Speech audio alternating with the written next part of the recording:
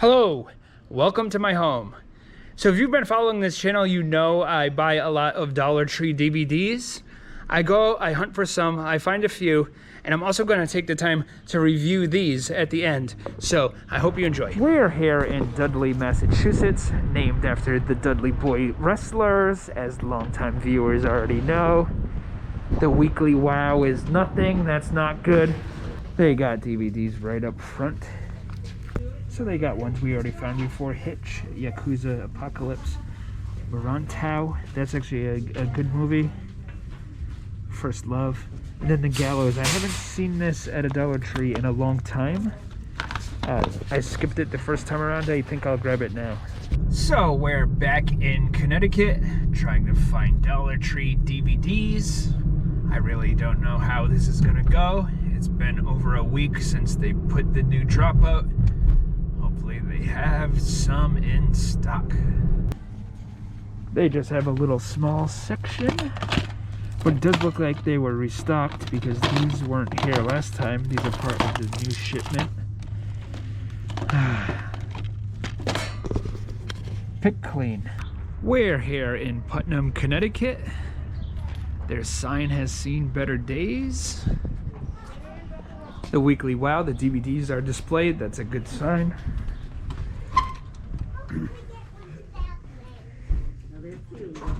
But they're picked clean. They do have this one, Snake Crane Secret, spectacular jumps, flips, and kicks. Haven't had too much luck today, but this Dollar Tree in Webster, Massachusetts, they have the weekly wow, the DVDs. So hopefully that means there's something good. I think this is going to be the last one I go to today. And no, they don't have a big selection at all. Very disappointing. I'm gonna sue the Dollar Tree. So this one looks interesting, but the description is entirely in Spanish. Just gonna skip that one. It's Jean Jacket Day today at the Salvation Army.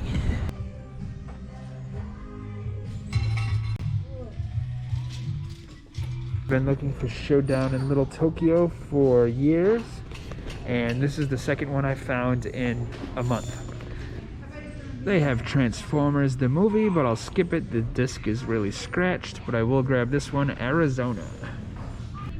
This Dollar Tree has the key attached to a fly swatter. They must have an infestation in there. So I'm in this Dollar Tree in Bellingham, Massachusetts, and it's over 2 weeks since they dropped the DVDs, but they still have a pretty good selection.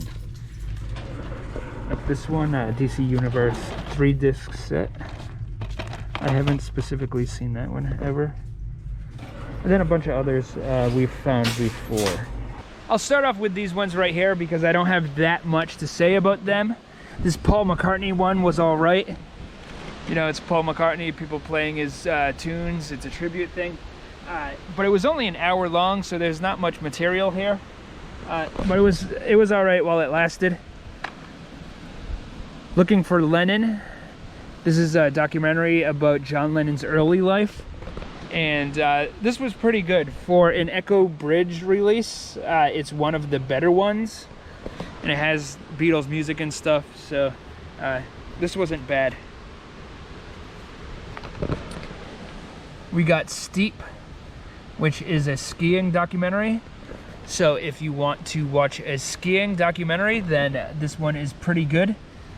Busting Down the Door. Now this is a surfing documentary. This one was a little bit more interesting because there was just more going on. It was about Australians who go to Hawaii, and one guy really upsets the locals and like they wanted to kill him. So this has like a lot more drama than this one does. And it also has one of the coolest packaging I've ever seen for a DVD. It's like you got this booklet in here. It's in a CD case. It's really nice.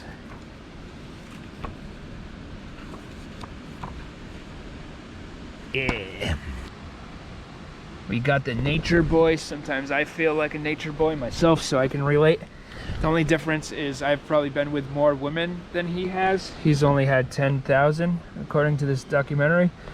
We got another wrestling one right here, the Flintstones in the Stone Age SmackDown. So that's like a movie for kids, and I'm a grown adult. I'm not sure what I'm supposed to get out of it, but it was pretty entertaining. The best part was CM Punk played the bad guy, and all the guys had like, you know, John Cena, his name was John Cena Rock. So CM Punk, his was the coolest. It was CM Punk Rock. And, you know, that was fun. Only 52 minutes. And this one, the Best of the Chris Rock Show.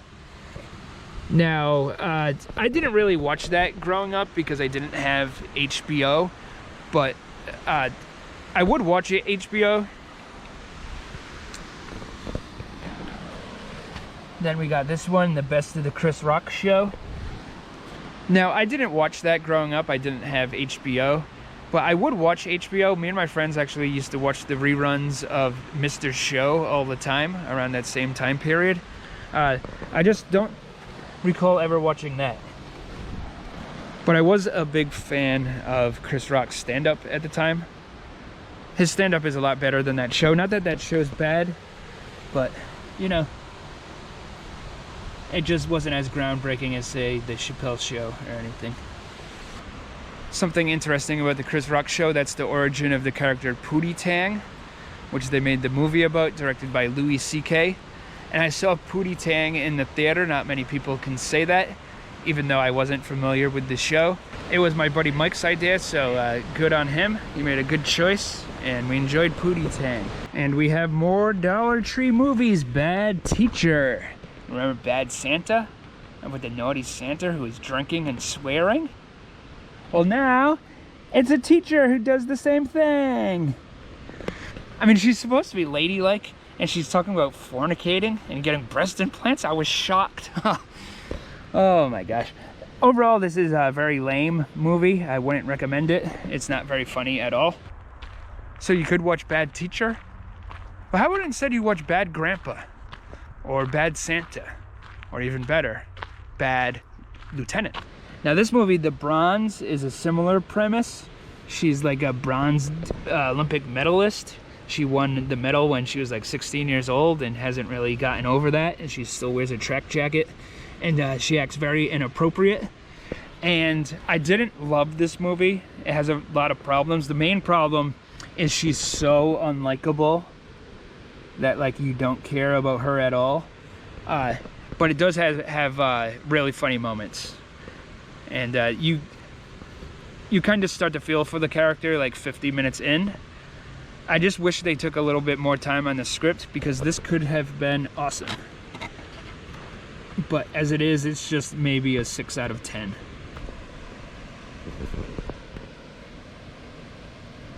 Hoodwinked. That was good. I liked that. It was funny. It was a good animated movie. The only problem was the animation kind of looked bad. But it was made in 2005 independently on 2005 computers. So it does look a little janky, but it's funny and the storytelling is very original. Like it jumps in time, it tells things out of order, and in that sense it's kind of like Pulp Fiction, but then it also like shows the same scene from like different characters' perspective.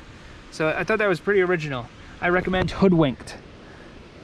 Try to track that down at the Dollar Tree for $1. You'll be pleasantly surprised. Hey, dude.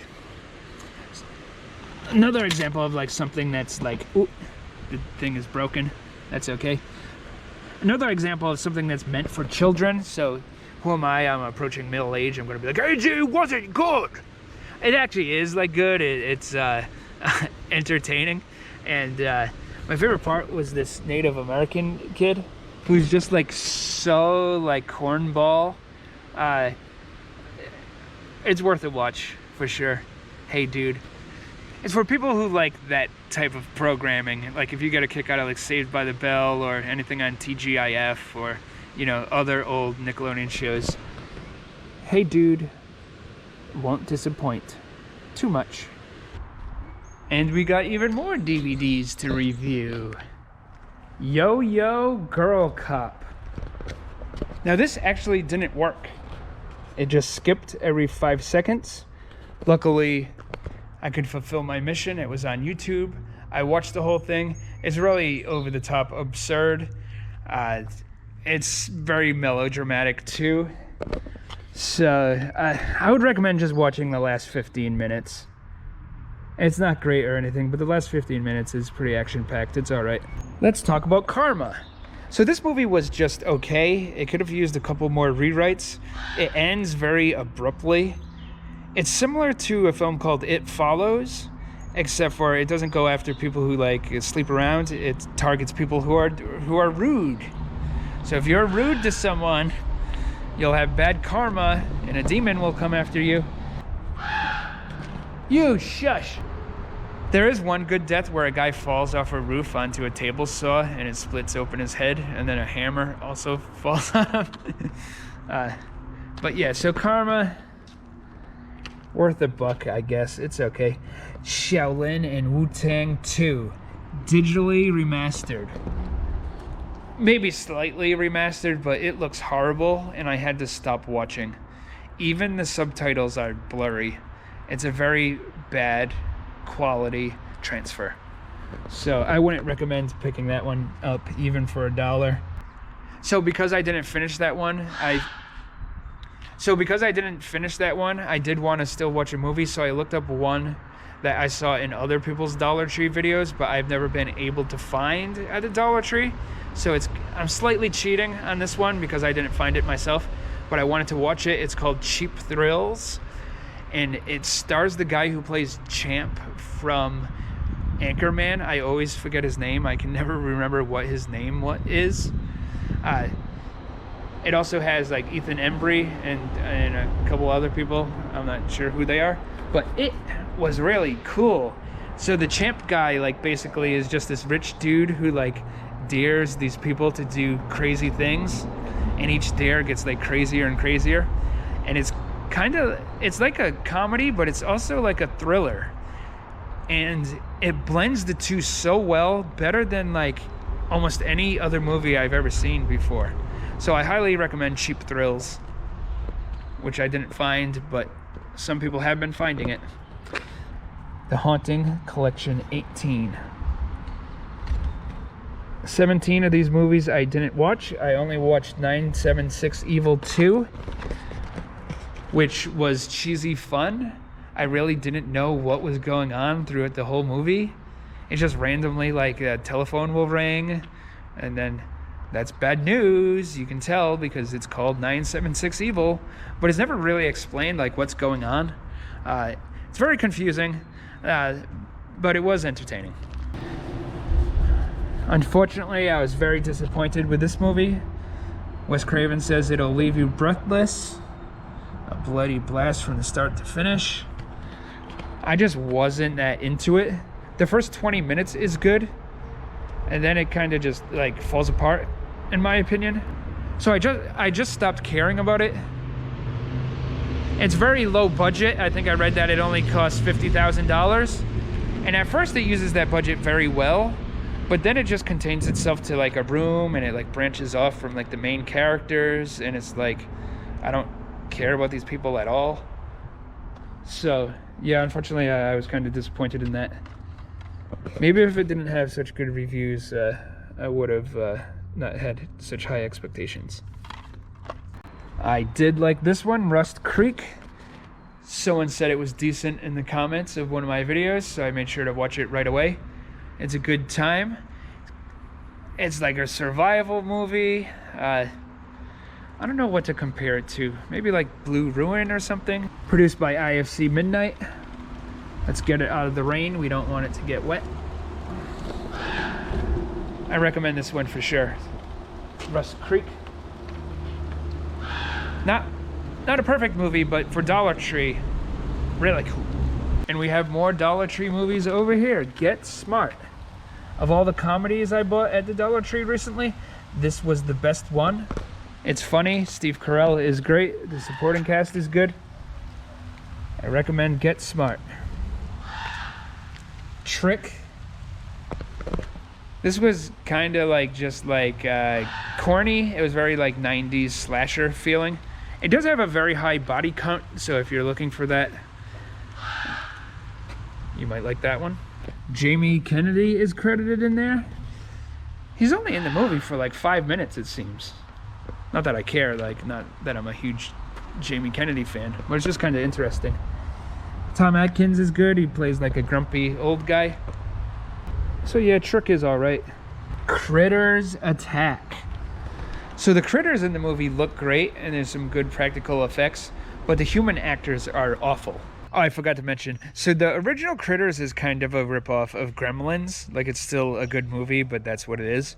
Well, this one totally goes for it because they take the gizmo idea. The new Critters movie has like a friendly critter named Bianca. And it's just so weird. And yeah, so there's Bianca, the friendly critter. I would still recommend it. I had a little bit of fun with it. I wouldn't recommend this movie, Deadly Bees.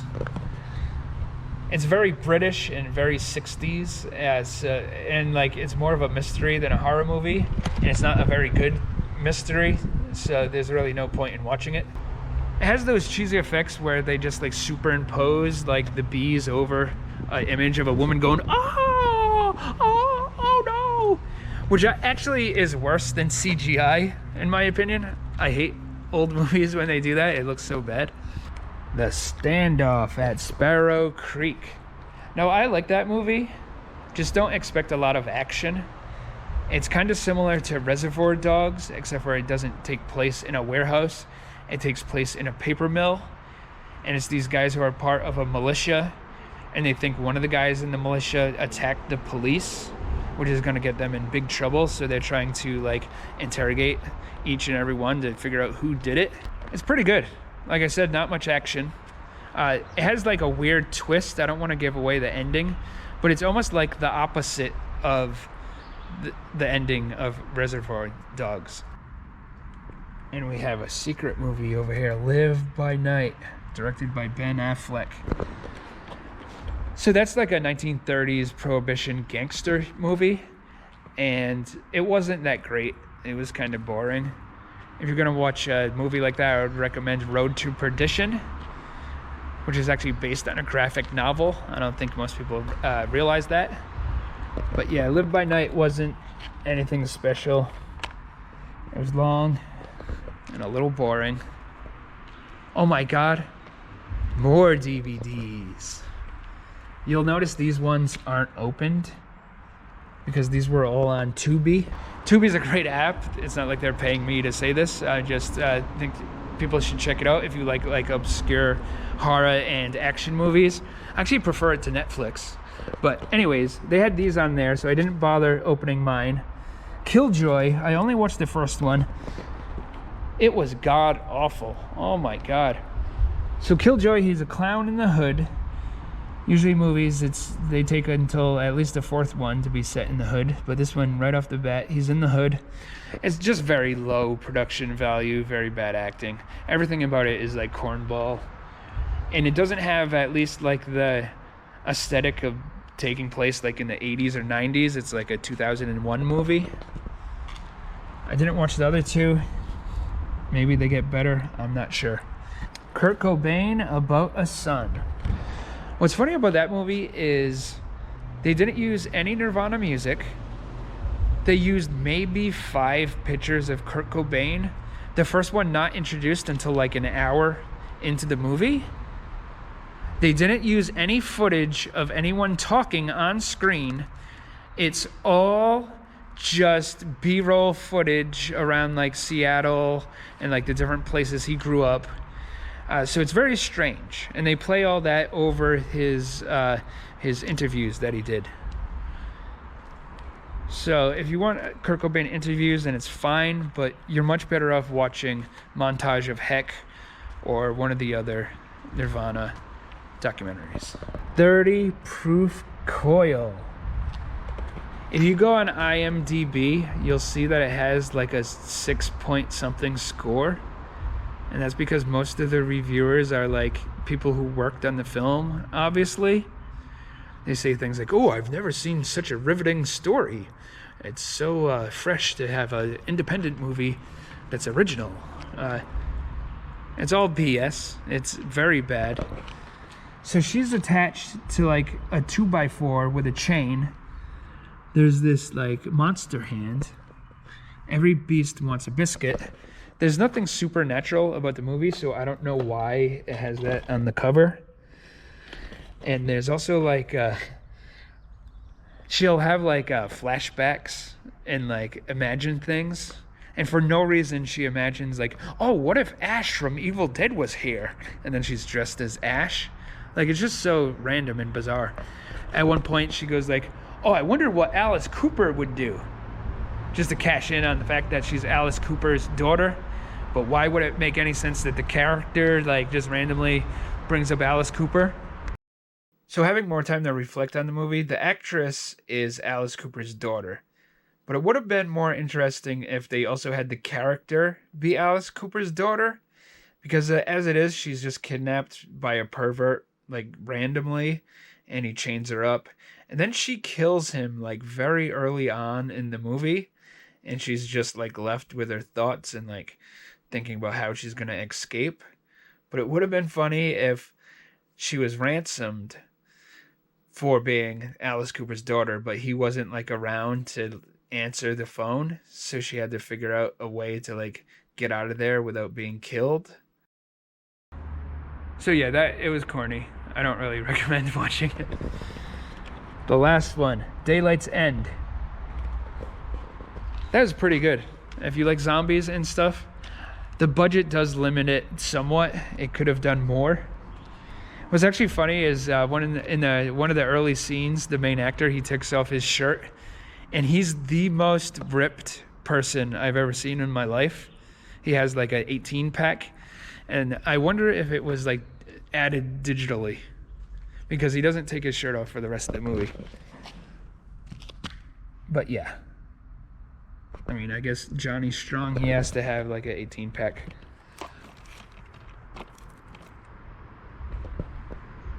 So that's it for today. I hope you enjoyed yourself. Please subscribe for more videos in the future. I have more Dollar Tree movies to review, more Dollar Trees to go to for pickups. Hope you enjoyed yourself. If you did, like and subscribe. If you didn't, still like and subscribe. That's fine. I don't mind. See you soon.